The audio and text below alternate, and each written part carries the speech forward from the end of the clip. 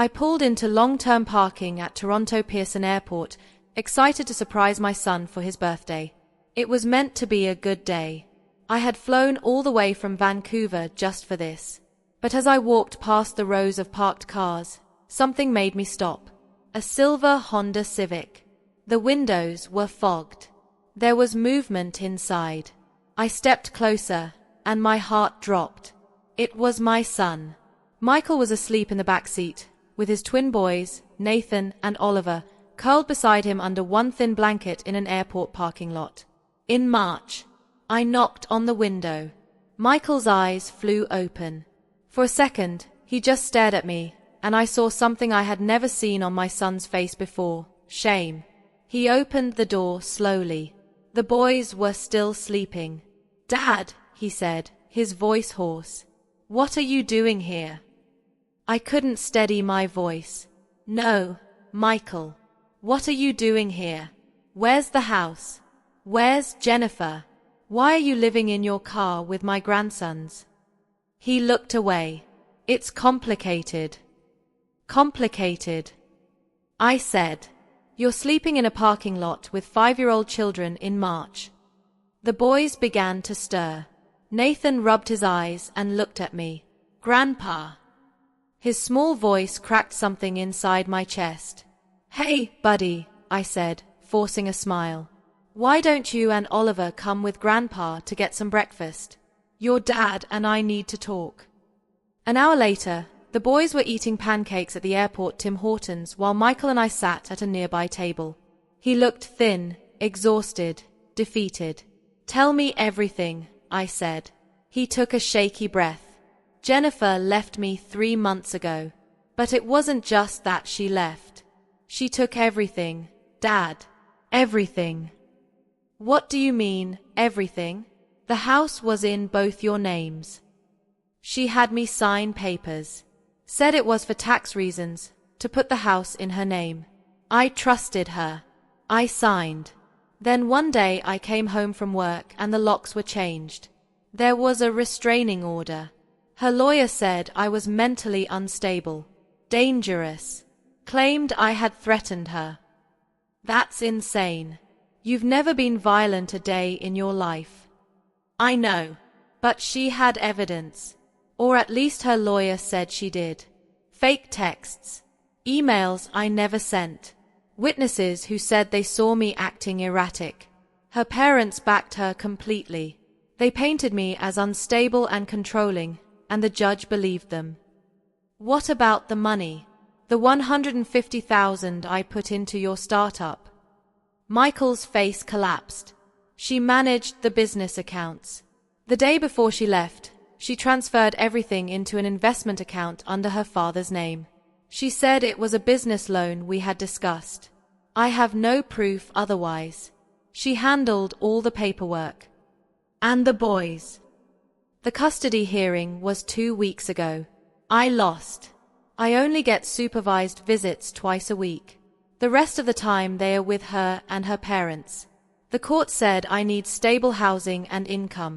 But I can't get housing without money, and Jennifer made sure I have nothing." He swallowed hard. "I work, but it barely covers food and this parking spot. I shower at the gym. The boys think we're on an adventure." I felt rage rise in my chest, sharp and burning, the kind I hadn't felt since my wife died. "Where do these supervised visits happen?"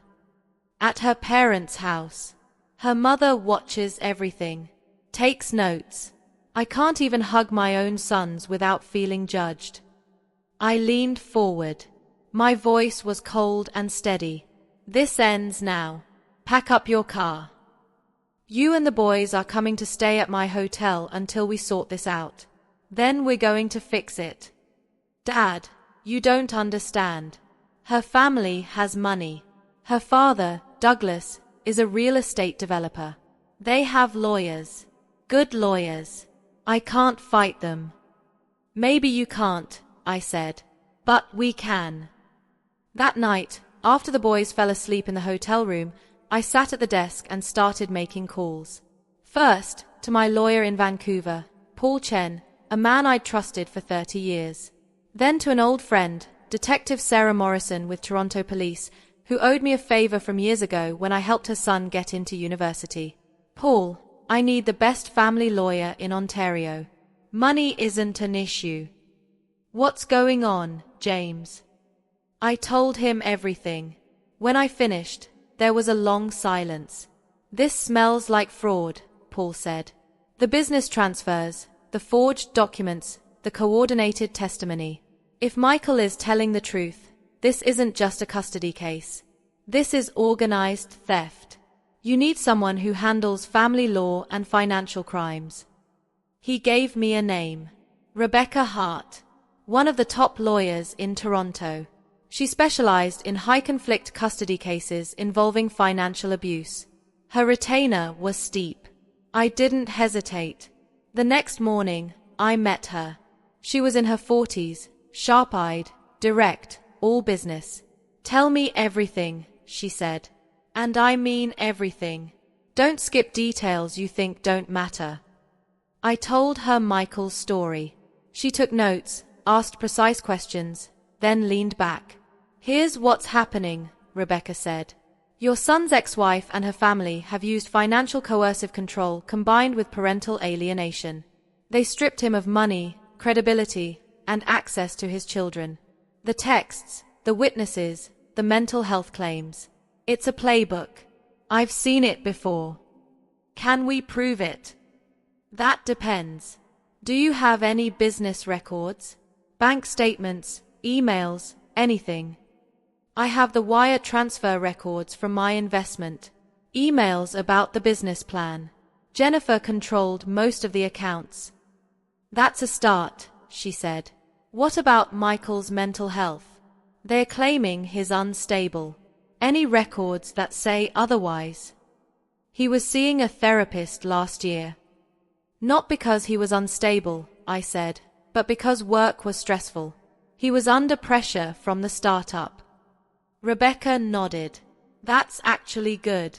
Therapy records showing he managed stress proactively work against their claims. We'll need those records. We also need a forensic accounting review of the business accounts. If money was moved improperly, we'll find it. And we'll depose the witnesses who said Michael was unstable. I promise their stories won't survive scrutiny. How long will this take? Months. Maybe longer. Family court moves slowly. But we can file an emergency motion to change custody. If we show the boys are in a stable environment with you and Michael, and that Jennifer gained custody through fraud, we may secure temporary joint custody while the case continues. Do it! Over the next 2 weeks, I became a man on a mission.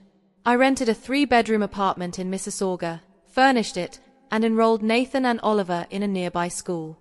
Michael found a job at a tech company through a former colleague who still believed in him. I focused on building the case. I visited Michael's old workplace and spoke to his co-workers. Every one of them was stunned by the accusations. Michael unstable? That's ridiculous, said Tom Rodriguez, his former business partner. He was the calmest person in the room during a crisis. Jennifer was the volatile one. I once saw her scream at him in the office because he worked late. Would you testify to that? I asked. Absolutely. I tracked down the therapist, Dr. Lisa Patel. She couldn't release records without consent, so Michael signed immediately. Her notes showed a clear picture, a man managing normal work stress with healthy coping strategies, with no signs of instability or aggression. Then I started digging into Jennifer's family. Her father, Douglas Whitmore, was a real estate developer in Oakville. On the surface, everything looked clean. But my friend Sarah did some digging. James, she said, Douglas Whitmore has been investigated twice by the Financial Transactions and Reports Analysis Centre of Canada, both times for suspicious large cash deposits. No charges, but serious red flags. And there's more, she said. 3 years ago, one of his business partners sued him for fraud. The case was settled out of court. The records are sealed. Can we use that? It depends on what your lawyer can uncover, but it shows a pattern. Rebecca brought in a forensic accountant, Martin Wu. It took him 3 weeks to trace every dollar from Michael's business accounts. What he found was devastating. The $150,000 I had invested was transferred to an account belonging to Douglas Whitmore, labeled as a business loan. There was no loan agreement, no terms, no repayment plan, nothing in writing. Just a transfer made the day before Jennifer filed for the restraining order. Then came more transfers. Over 14 months, Jennifer had been quietly moving money from the business account into personal accounts and then into her father's accounts. At first, small amounts, 500 here, 1,000 there, then larger sums. By the end, nearly $280,000 was gone. This isn't a marital dispute, Martin said, sliding the report across the table. This is embezzlement.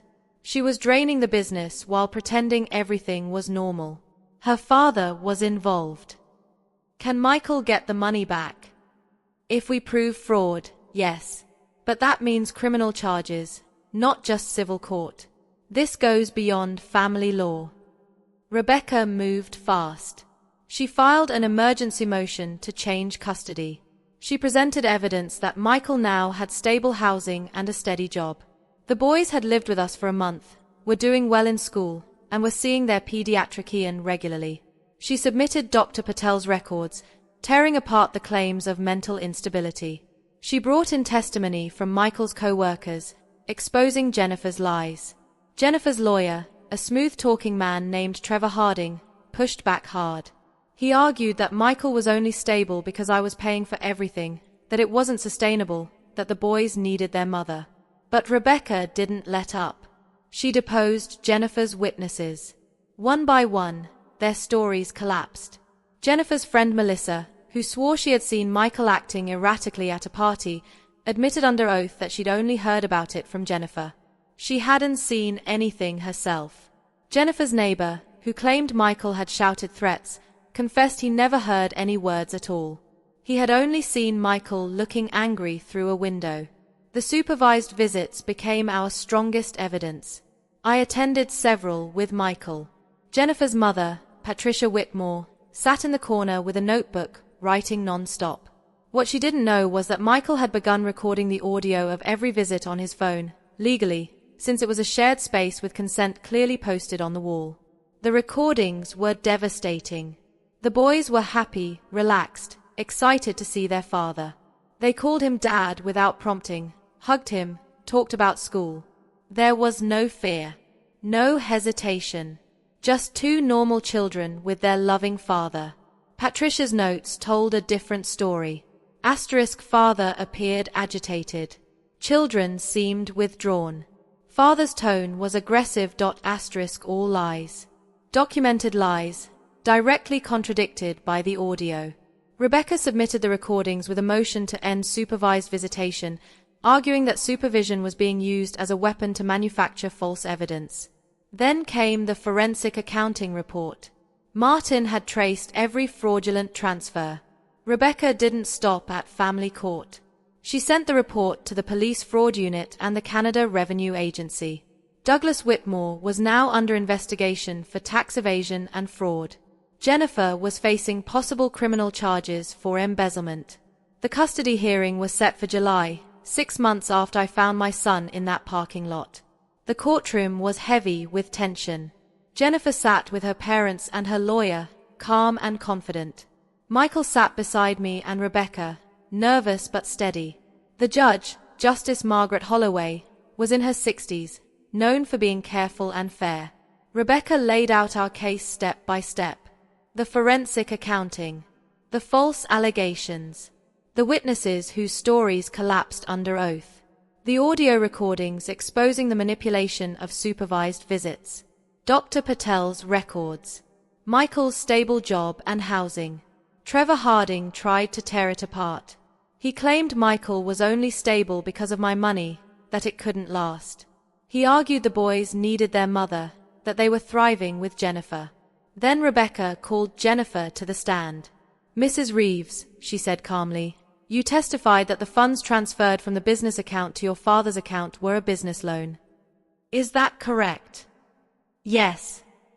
Where is the loan agreement? It was a verbal agreement.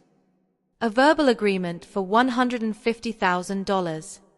Yes. My father was helping us during a difficult time. What difficult time? According to bank records, the business was profitable. Revenue was strong. Jennifer hesitated. Michael was spending recklessly. On what? I don't know. He handled expenses. Rebecca produced bank statements. These records show Michael's personal spending was modest and consistent. Rent, groceries, utilities, transportation. Meanwhile, your personal credit card statements show over $30,000 spent at high-end restaurants, boutiques, and spas in 6 months. Would you call that reckless spending? I deserved to enjoy the success of the business. Was it your business alone, or a joint venture with your husband, funded by his father's investment? It was joint. Then why did you transfer the funds without his knowledge or consent? He knew. Rebecca held up phone records. Your records show no calls or messages to Michael on the day of the transfer.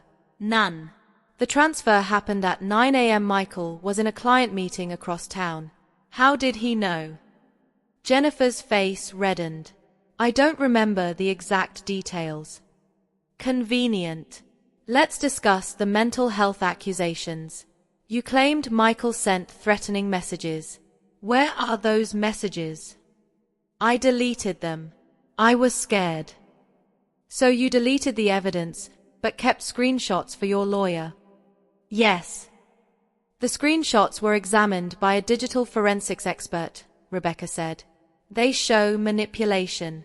The timestamps don't match phone records. The threads are incomplete. The metadata shows the images were created on a computer, not captured from a phone. Can you explain that? Trevor Harding objected. The judge overruled. Jennifer faltered. I don't know. Maybe my phone malfunctioned, or maybe the messages were fabricated. The courtroom went silent. Rebecca continued. You also claimed Michael was mentally unstable. Yet Dr. Lisa Patel's records show no instability at all. They show a man responsibly managing work stress. Were you aware of these records when you made your accusations? No. Did you ever encourage Michael to seek therapy? No. So you claimed he was unstable, never encouraged help, and when he sought help on his own, you used it against him. Jennifer said nothing.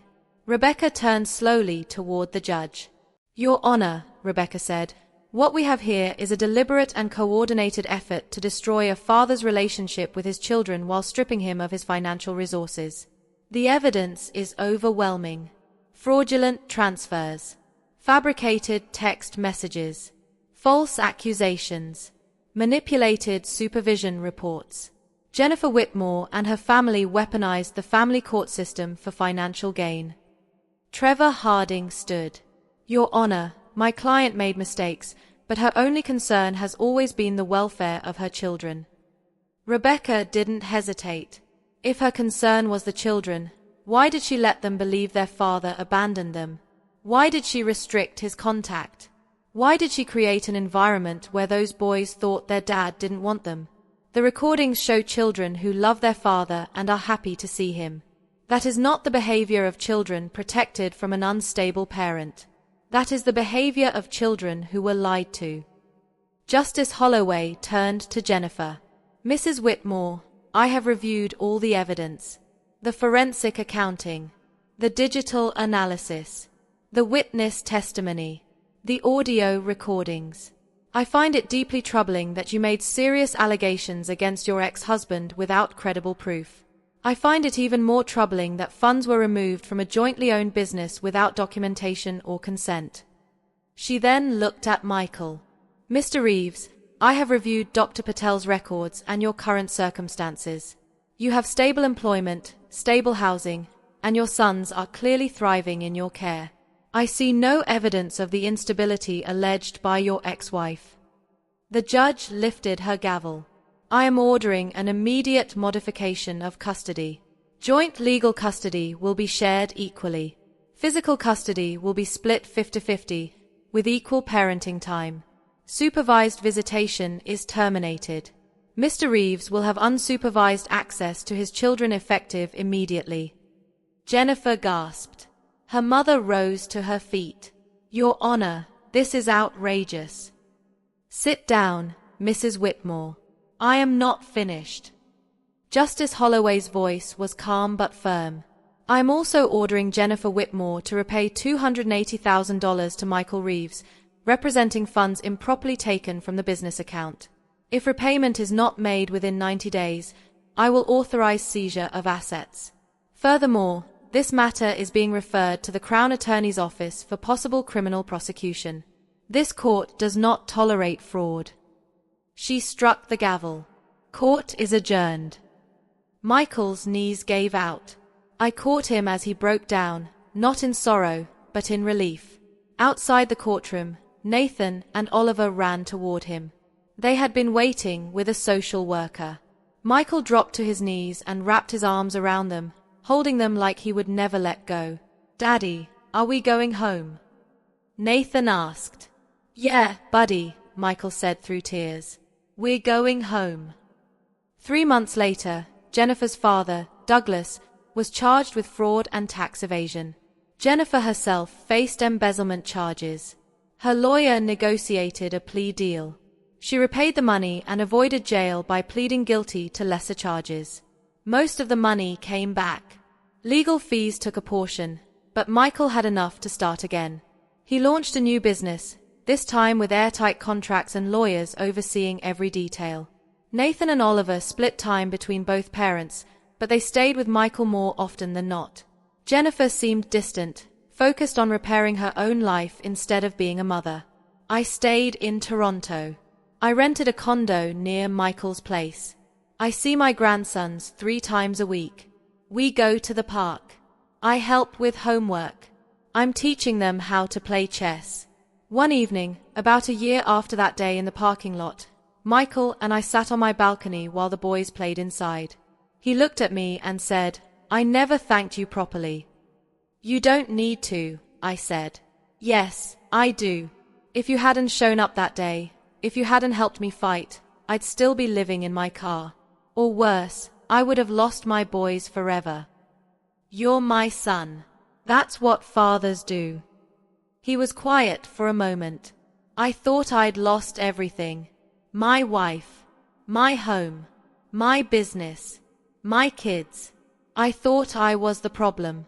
That maybe I really was unstable, and everyone could see it except me. You were never the problem, I said. They wanted you to believe that. That's how abusers work. They make you doubt yourself. I know that now, he said.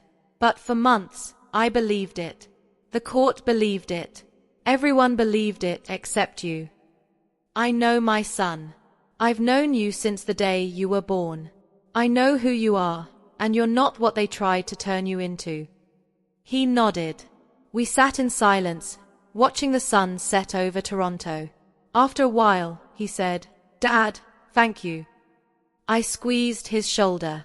You would have done the same for your boys. He smiled. I would, because I learned it from you. From inside, Nathan called out, Grandpa, come play Jenga with us. I stood up. Duty calls. Michael laughed. Go. I'll order pizza. I walked inside to where my grandsons were building a shaky tower of wooden blocks. Oliver looked up and grinned. Grandpa, don't let it fall. I sat down carefully. I won't, buddy. I won't let anything fall. And I meant it. Not just the tower. Not just that moment. I meant all of it. This family. These boys. My son. I would protect them no matter what. Because that's what family does. We don't let each other fall.